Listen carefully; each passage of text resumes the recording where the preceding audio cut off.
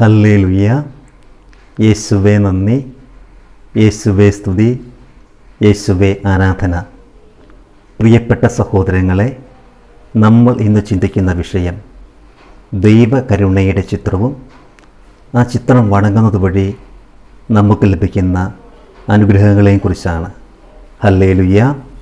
യേശുവേ നന്ദി, യേശുവേ സ്തുതി, യേശുവേ ആരാധന.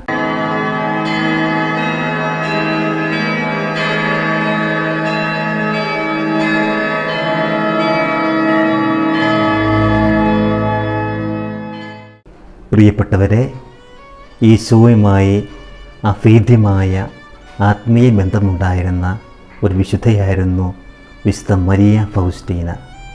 ഈ മരിയ ഫൗസ്റ്റീനയ്ക്ക് 1931 ഫെബ്രുവരി മാസം 22 കരുണയുടെ ചിത്രത്തിൻ്റെ മാതൃക ഈശോ നൽകുകയുണ്ടായി. ഇതേപ്പറ്റി ഫൗസ്റ്റീന തൻ്റെ ഡയറിക്കുറിപ്പ് 47 നമ്പറിൽ ഇപ്രകാരം കുറിക്കുന്നു: സായാഹ്നത്തിൽ എൻ്റെ കൊച്ചുമുറിയിലായിരുന്നപ്പോൾ കർത്താവ് ഈശോ മിശിഹായെ ധവള വസ്ത്രധാരിയായി ഞാൻ ദർശിച്ചു. ഒരു കരം ആശീർവദിക്കുന്ന രൂപത്തിൽ ഉയർത്തിപ്പിടിച്ചിരുന്നു, മറ്റേ കരം ഉടുപ്പിൽ സ്പർശിക്കുന്ന രീതിയിൽ നെഞ്ചോട് ചേർത്താണ് പിടിച്ചിരുന്നത്. ഒരു കരം ആശീർവദിക്കുന്ന രീതിയിലും ഒരു കരം നെഞ്ചോട് ചേർത്ത രീതിയിലുമാണ് ഫൗസ്റ്റീന പുണ്യവതി കർത്താവിനെ കണ്ടത്. നെഞ്ചിൻ്റെ ഭാഗത്തെ ഉടുപ്പ് അല്പം ഒരു വശത്തേക്ക് മാറി അതിനുള്ളിൽ നിന്നും ചുവപ്പും വെളുപ്പും നിറത്തിൽ 2 വലിയ പ്രകാശകിരണങ്ങൾ പ്രസരിച്ചിരുന്നു. അല്പസമയത്തിന് ശേഷം ഈശോ അരുളി ചെയ്തു: ഈശോയെ, അങ്ങയിൽ ഞാൻ ശരണപ്പെടുന്നു എന്ന കയ്യൊപ്പോടുകൂടി നീ ഇപ്പോൾ എന്നെ കാണുന്ന മാതൃകയിൽ ഒരു ചിത്രം പെയിൻറ് ചെയ്യണം. തുടർന്ന് 49 ഡയറിക്കുറിപ്പിൽ പ്രകാരം ഫൗസ്റ്റീന കൂട്ടിച്ചേർക്കുന്നു: ഈസ്റ്റർ കഴിഞ്ഞു വരുന്ന ആദ്യത്തെ ഞായറാഴ്ച ഈ ഛായാചിത്രം സാഘോഷം വണങ്ങപ്പെടണമെന്ന് ഞാൻ അഭിലഷിക്കുന്നു. ആ ഞായറാഴ്ച ദൈവകരുണയുടെ തിരുനാൾ ദിനമായിരിക്കും. പ്രിയപ്പെട്ടവരെ, ഫൗസ്റ്റീന കണ്ട ഈശോയുടെ നെഞ്ചിൽ നിന്നും വെള്ളയും ചുവപ്പും കലർന്ന പ്രകാശരശ്മികൾ പ്രതിഫലിക്കുകയുണ്ടായി, പുറത്തേക്ക് വരികയുണ്ടായി. തുടർന്ന് ഈശോ പറയുകയാണ്: എൻ്റെ കരുണയുടെ ചിത്രം നീ വരച്ചതിന് ശേഷം അതിനിടയിൽ നീ ഇപ്രകാരം കുറിക്കണം: ഈശോയെ, അങ്ങിൽ ഞാൻ ശരണപ്പെടുന്നു. തുടർന്ന് ഈശോ പറയുകയാണ്: ഈസ്റ്റർ കഴിഞ്ഞ് വരുന്ന ഞായറാഴ്ച സാഘോഷം ഈ ചിത്രം വണങ്ങപ്പെടണമെന്നും അന്നേ ദിവസം ദൈവകരുണയുടെ തിരുനാളായിരിക്കുമെന്നും.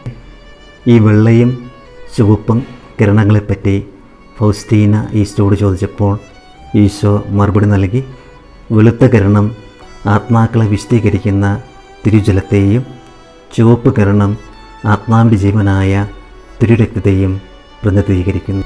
ഈശോയുടെ കരുണയുടെ ചിത്രം അല്ലെങ്കിൽ ദൈവകരുണയുടെ ചിത്രം ഈശോ പറഞ്ഞ് ഈശോയുടെ ആഗ്രഹപ്രകാരം വരപ്പിച്ച ഒരു ചിത്രമാണ്. ഈ ചിത്രം വണങ്ങുന്നവർക്ക് വലിയ അനുഗ്രഹങ്ങളാണ് ഈശോ തരാനായിട്ട് പോകുന്നത്.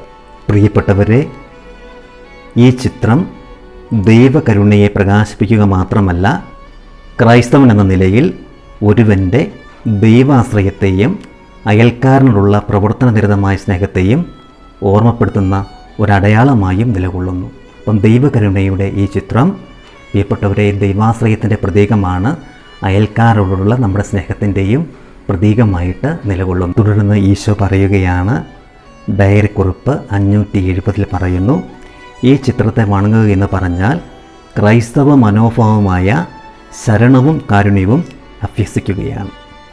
ഈശോ പറയുന്നു, നമ്മൾ ദൈവകരുണയുടെ ചിത്രത്തെ വണങ്ങുക എന്ന് പറഞ്ഞു കഴിഞ്ഞാൽ ക്രൈസ്തവ മനോഭാവമായ കാരുണ്യവും ശരണവും അഭ്യസിക്കുകയാണ്. ഹല്ലേലൂയ.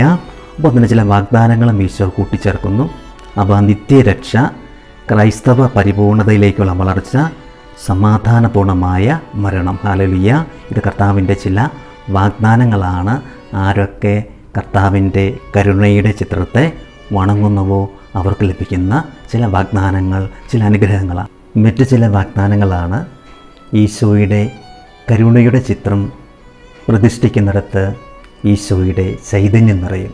കരുണയുടെ ചിത്രത്തെ പരസ്യമായി പ്രതിഷ്ഠിക്കുന്ന ദേശങ്ങളെ കർത്താവ് അനുഗ്രഹിക്കും, അവർക്ക് വലിയൊരു സംരക്ഷണം കർത്താവ് നൽകും.